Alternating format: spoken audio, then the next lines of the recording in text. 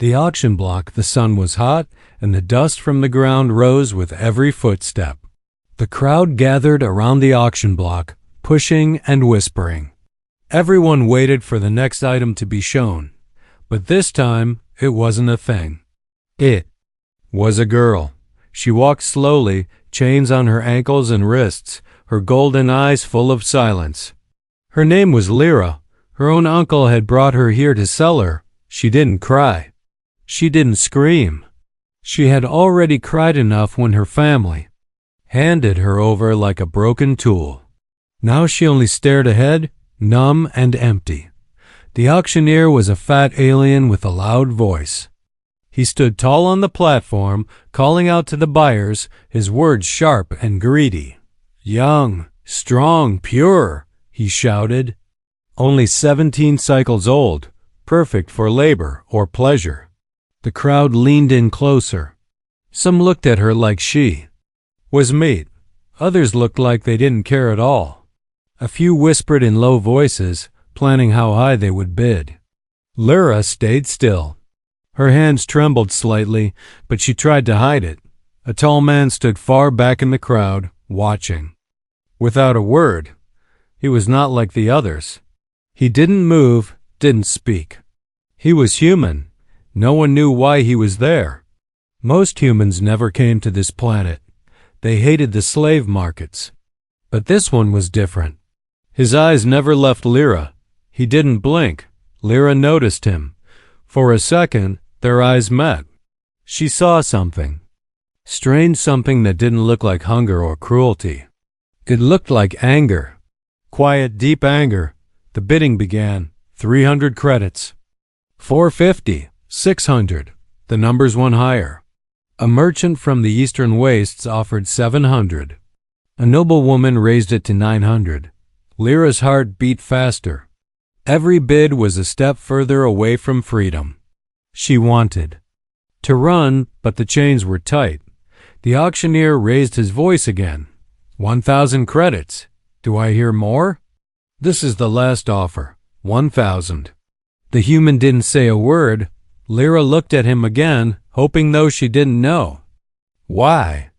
But he stayed still. He didn't raise his hand. He didn't try to buy her. Sold? The auctioneer yelled, hitting his cane on the wood. The crowd clapped. The noblewoman smiled. 2 guards walked up and pulled Lyra off the stage. She didn't fight. She had no strength left. But as she was dragged away, she looked back one last time. The human was gone. That night, Lyra was locked inside a dark cell with 2 other girls. One of them cried. The other stared at the wall. No one spoke. The cold metal floor made her skin hurt. Her food was a small bowl of dry powder. Her bed was the corner of the cage. She closed her eyes and tried to sleep.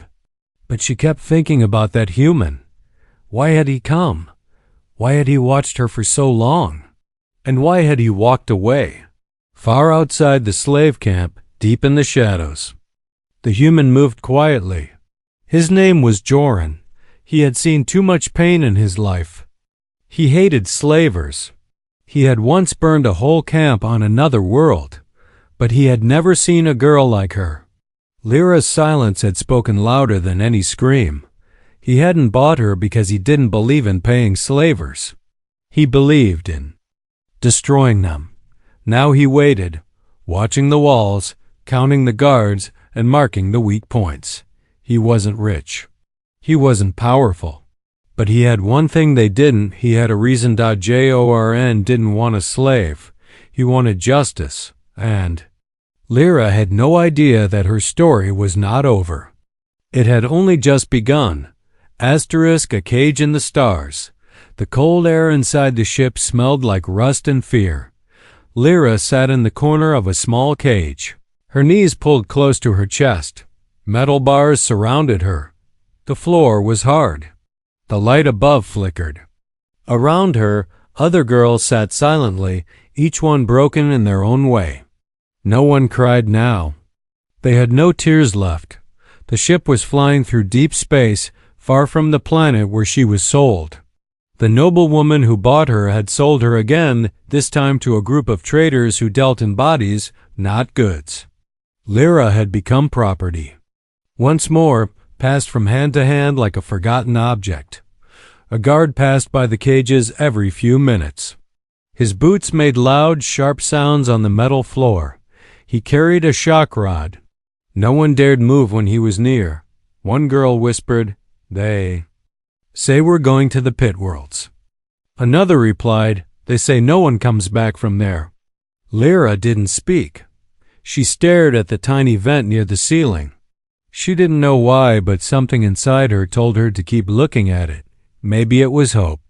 Maybe it was madness. But on the other side of that vent, someone was there. Jorn. He had followed the slavers, bribed a weak-minded dock worker, and found a way into the ship. He didn't have a plan yet. He only had one goal: get her out. He watched her through the narrow opening. She didn't look afraid anymore, just tired, like someone who had stopped dreaming. Jorn gritted his teeth. He couldn't wait long. The ship would arrive in less than 1 day. After that, she'd be taken underground, sold in secret, and lost forever. He needed a way to reach her. In the engine bay, he found something useful. Old explosives, just enough to create a distraction. But once he used them, the whole ship would lock down. He would have only minutes to move. Back in the cage, Lyra noticed something strange. The lights flickered faster. The air became hotter. Then the walls shook. A loud boom echoed through the ship. Screams followed. Smoke filled the hull. Guards shouted orders, confused and angry. The girls cried and clung to each other. Something was happening, but they didn't know what. Suddenly, Lyra's cage door burst open. A figure stepped in, covered in ash and sweat. She froze. It was him. The human. He looked wild, covered in burns and blood, but his eyes were clear. "Come," he said. She didn't move. He stepped closer and held out his hand. "You want to live? Move now." She stared for a second longer, then stood up. She grabbed his hand. Together they ran. Alarm screamed as they moved through burning corridors. Jorn kicked down doors, fought off guards, and guided her through the maze. They passed wreckage, sparks, and smoke, but he never let go of her hand. Finally, they reached the escape pods, but there was a problem. Only one was working. Jorn opened it. The pod had one seat. It was made for a single person. He turned to Lyra. "You take it," he said. Her eyes widened. "No? What about you?" "I'll find another way, I promise." She didn't believe him, but he pushed her inside and closed the door. "You survived this long. Keep surviving." The door sealed. The pod launched. Lyra screamed, her hands hitting the window. She watched as the ship burned behind her. She watched as the human disappeared into the fire. She didn't even know his name, but he had saved her. And now she was alone in the stars, floating toward a world she had never seen. With nothing but silence, and the memory of a man who risked everything for her. Fire in the sky. The pod slammed into the planet's surface with a roar that shook the trees. Smoke poured from its side as it skidded through the jungle, tearing branches and stone in its path. Inside, Lyra held on tightly, eyes wide, breath frozen in her chest. Then silence. The pod stopped. Lyra slowly opened the hatch, her arms trembling. Green light poured in. She had never seen a place like this. Tall trees with silver leaves, thick vines, glowing flowers. It looked like a dream, or maybe a trap. She climbed out and fell to her knees. Her legs were too weak. Her throat was dry. Her heart felt empty. He was gone. The human who saved her, he was probably dead. And now she was alone on a wild, unknown planet. Lyra wandered for hours. She found a small spring and drank until her stomach hurt. She used sharp rocks to cut vines and build a simple shelter. Every sound made her jump. The jungle was alive with noises, some beautiful, some terrifying. At night, she sat by a small fire and looked at the stars. She remembered his face, bloodied, serious, strong. He hadn't even told her his name. The days passed slowly. She caught small creatures to eat. She learned to hide from the bigger ones.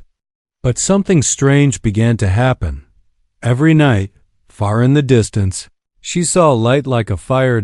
Always in the same place. Always just out of reach. She thought it might be a trick of her mind. Maybe she was hoping too much. But one night, she couldn't stop herself.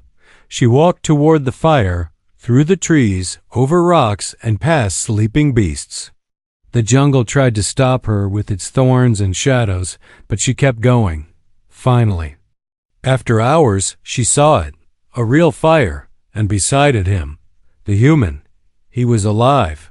He lay on the ground, wounded, half-conscious, his chest rising slowly. His leg was wrapped in dirty cloth. His shirt was torn. But it was him. Lyra rushed to him. Her hands hovered over his face. He opened one eye. "You made it," he whispered. "You lied," she said softly. He gave a weak smile. "Yeah, I do that sometimes." Tears filled her eyes before she could stop them. She had promised herself never to cry again. She helped him drink. She fed him berries and cleaned his wound. She sat beside him, silent, watching his face as he slept. But they were not alone. In the trees above, someone was watching. An alien bounty hunter, tall, with bone armor and sharp eyes. He had followed Joran across 2 systems. The human had a price on his head. And now the bounty hunter had found him. Lyra didn't see the hunter yet, but she felt something wrong in the air. She picked up a heavy branch. She stood in front of the man who saved her. She was no longer just a slave. She was no longer just a girl. She was something more now, and if the shadows wanted him, they would have to face her first. A silent planet. The forest had no wind, no birds, no sound, only tension. Lyra stood still, her heart pounding in her chest like a drum. The branch in her hand felt too light, too weak, but she held it tight anyway. She couldn't see the bounty hunter, but she felt him. He was close, watching. Joran, the human, lay behind her, barely able to move. He was breathing, but weak. Too weak to fight. She had no choice. She was the shield now. A quiet crunch came from the trees behind her. Lyra turned fast, raising the branch. Then she saw him. Tall, cold eyes, bone-white armor. No mercy in his face. The bounty hunter stepped forward slowly, like a wolf near its prey. "You're not my target," he said in a deep voice. "Move!" Lyra didn't move. The hunter tilted his head. "Protecting a human? That's foolish." "He saved me," she said simply. The hunter smiled, but there was no kindness in it. "Then you'll die with him." He raised his weapon. Lyra ran forward, not away, toward him, with a cry that broke the silence. The branch struck his arm. It didn't break his armor, but it surprised him. He stepped back. That was her chance. She grabbed a sharp rock and threw it at his mask. It hit. He staggered. Behind her, Joran groaned, forcing himself to sit up.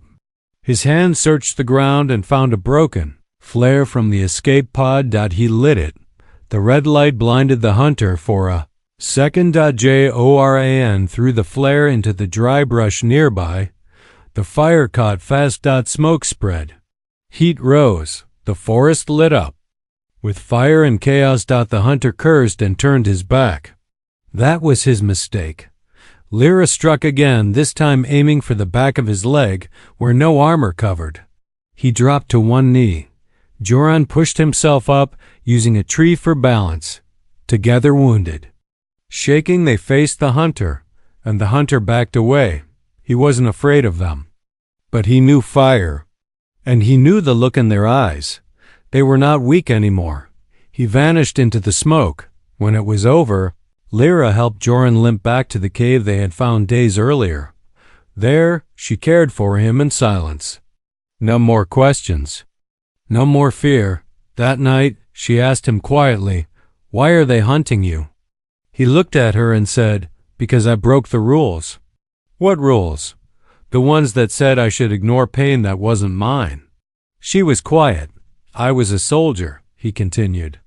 "I saw many things, did nothing. Then I saw you. And I decided enough." Lyra stared at the fire. She didn't say thank you. She didn't need to. She stayed by his side every night, listening to the wind, learning the forest sounds, keeping watch. But they both knew something. This planet would not protect them forever. They needed to leave. And far below the ground, under roots and rocks, a ship slept, old, broken, forgotten, but not beyond hope. Lyra had found it once before, days ago, and thought it was useless. Now it was their only chance. A chance to escape, chance to choose their future, a chance to fight back. Asterisk, the price of freedom. The old ship didn't look like it could fly. Its body was half covered in moss and dirt. Its wings cracked, its wires pulled out like broken veins. It had no power, no fuel, no voice, but it was hope. Lyra knelt beside the engine, her hands covered in grease. Her soft fingers, once meant for bracelets and silks, now held tools and metal. She didn't complain. She didn't slow down. She was building something, not just the ship, but something inside herself. Joran limped beside her, holding a scanner, his leg still healing. His voice was tired, but steady. "If we fix the main line, maybe the core will wake up." "We'll need fuel," she said. "I know where we can get some." Lyra looked up. "Where?" He didn't answer right away. Finally, he said, "There's a trade outpost. Dangerous, but it has what we need." Lyra knew what that meant. They'd have to go back into the kind of place where chains were normal, and girls like her were currency. She didn't hesitate. "Let's go." The outpost floated above a wide desert, built on platforms and pipes. It smelled like oil, sweat, and secrets. Creatures of every kind walked its halls: smugglers, bounty hunters, slavers. The kind of people who noticed weakness. Lyra wore a cloak. Her face was hidden, her body tense. Joran walked beside her. His hand never left the grip of his weapon. They moved quickly, found the fuel station, paid with stolen credits and silence. But just as they turned to leave, a voice called out, "Wait!" A tall alien stepped forward, eyes locked on Lyra. He pulled down her hood before she could react. The slave mark on her neck was still, faint but clear. Gasps echoed through the crowd. "That girl belongs to the chain court," the alien said. She escaped. Lyra's heart dropped. Joran pulled her behind him. "She belongs to no one," he said. The alien sneered. "That mark says otherwise." Guards began to gather. Lyra felt the world close in again. The chains, the cell, the silence. But this time, she didn't step back. She stepped forward. "I'm not a slave," she said loud and clear. "I'm not property. I'm not for sale." The crowd stared. No one moved. Then someone laughed. And then someone clapped. A young alien girl in the crowd raised her voice. "She's right," a man followed. "Let her go." The crowd shifted. The guards hesitated. Then chaos broke loose. A fight started. Bottles flew. Lights cracked. Smoke filled the hall. Joran grabbed Lyra's hand and they ran. Blasts followed them, but they didn't stop. They reached their small stolen transport, fuel in hand. As they lifted off, Joran looked at her. "You started a riot." "You taught me how," she said with a faint smile. Above them, the outpost shrank in the distance. Below them, freedom waited. But neither of them knew. The chain court had now put a bounty on both their heads, and the next hunter Wouldn't. Miss Asterisk, the chain's return. Stars looked calm that night. Quiet. Peaceful. But peace never lasted long for people like Lyra. The ship was almost ready. The fuel was loaded. The repairs were complete. Just one more night of rest before they would leave the planet behind forever. Lyra stood outside the cave, staring up at the stars. Her hands were dirty. Her face was tired. But her eyes, they burned with something new. She was no longer the girl on the auction block. She was stronger now. Behind her, Joran slept inside the ship. The human needed rest his wounds had taken longer to heal. Lyra had watched over him night after night. Now, for once, she felt safe enough to breathe, but she didn't know they were already being watched. The bounty hunter who had once fled into the smoke had returned, and this time he wasn't alone. The chain court had sent more than money. They had sent machines. They had sent orders, bring her back alive. Kill the human if needed. Before dawn, they came. No sounds. No warnings. Lyra didn't even see them until it was too late. A stunned pulse hit her from behind. She dropped to the ground awake, but frozen. As her eyes dimmed, the last thing she saw was Joran running out of the ship, shouting her name and being tackled by 2 armored guards. Woke up in a dark room. Cold metal floor. No windows. No sky. The chains were back. Her wrists were locked again. Her ankles bound. And across from her, behind a glass wall, stood a man she hoped she'd never see again. The noblewoman's brother, the first one who had sold her. He smiled. "You've caused quite a storm, Lyra." She didn't answer. Did you think you'd get away? That your little human would protect you forever? Still, she stayed silent. "You belong to the chain court now," he said softly. "But don't worry. They won't kill you. You're worth too much." She looked up, slowly, steady. And said, "You're afraid." He flinched. "What? You're afraid because I'm not scared anymore." He hit a button. The glass wall darkened. Lyra sat back. Her heart was loud in her ears, but her mind was calm. She wasn't waiting to be saved. She was planning. Joran woke with blood on his face and fury in his chest. They had taken her. Again. But this time they had made a mistake. They hadn't killed him. They locked him in a holding room on a space station near the outer rim. But the guards didn't know who they were dealing with. Joran had survived war, prison, betrayal, and now he had a reason sharper than revenge. He escaped within an hour. 3 guards fell. 1 alarm failed. The lights dimmed. And then he was gone. Hunting. Back in her cell, Lyra heard a sound. A soft tap. Then another. She turned her head. A crack formed in the wall behind her. Metal peeled. Hand reached in. His hand. Joran pulled her out of the cell with shaking arms. "You always show up late," she whispered. He smiled, bleeding. "Had to make an entrance." She hugged him once, just once, then ran.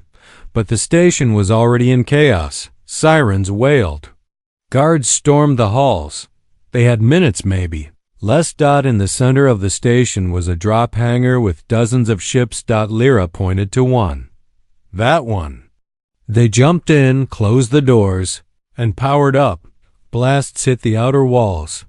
The engines roared. The ship lifted. As they escaped into space. The station behind them exploded in fire triggered by one final bomb Joran had planted before freeing her.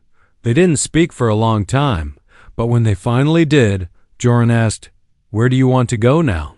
Lyra looked out at the stars. And for the first time, she smiled without pain. "Somewhere we write our own story." Asterisk. The claiming the stars no longer looked cold. They looked wide, open, endless. Lyra stood in the doorway of their new ship, one they had stolen, fixed, and made their own. The metal still smelled like smoke. The scars of the last battle were fresh. But for the first time in her life, she was not running. She was choosing. They had left the burning station behind. The bounty hunters were gone. The chains were broken. Now it was just her. And him. Joran sat near the ship's core, checking the navigation panel. His hands were rough, tired. He had bled for her, fought for her, nearly died twice, but he never asked for anything in return. Lyra watched him quietly. There were still things she didn't understand about humans. But one thing had become clear. He was nothing like the monsters who once owned her. He never tried to control her. He simply stood between her and the fire and let her choose if she wanted to step forward. Now it was her turn. She walked toward him, slow and steady. No chains, no fear. "Why didn't you ever ask for anything?" she asked. He didn't look up. "Because freedom means nothing if I take it from you." She tilted her head. "Even after all this?" He glanced at her then. "Especially after all this." Lyra was quiet for a moment. The engines hummed around them. Stars drifted past the windows like falling snow. Then she said, "Then let me give you something." Joran raised an eyebrow. "My choice." She stepped closer. "I choose to stay. Not because I owe you. Not because I'm afraid. But because I want to build something new with you."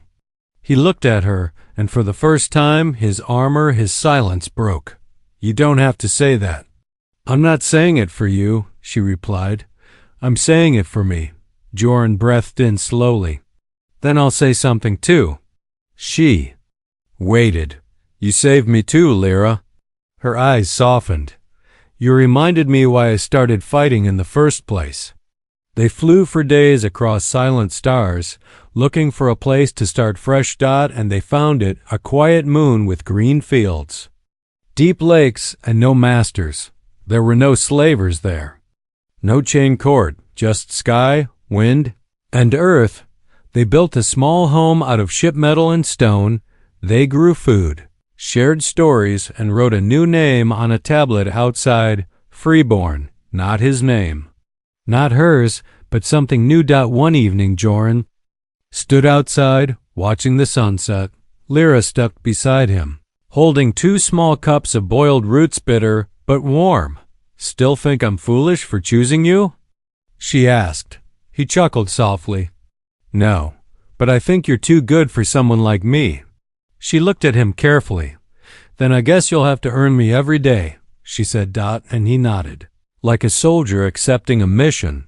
Months passed. Seasons changed. Lyra laughed more now. Joran smiled more too. And one day, as they walked along the lake, she placed his hand over her stomach. He looked at her, confused. She smiled gently. "You gave me freedom," she said. "Now I give you a future." His hand trembled. "They said?" "Nothing more. They didn't need to. The chains were gone. The past was ashes. And what stood in its place was something powerful. A human who gave everything for one life, and a girl once sold who became her own name. Not owned, not broken, not claimed, but chosen and choosing. Together. Forever.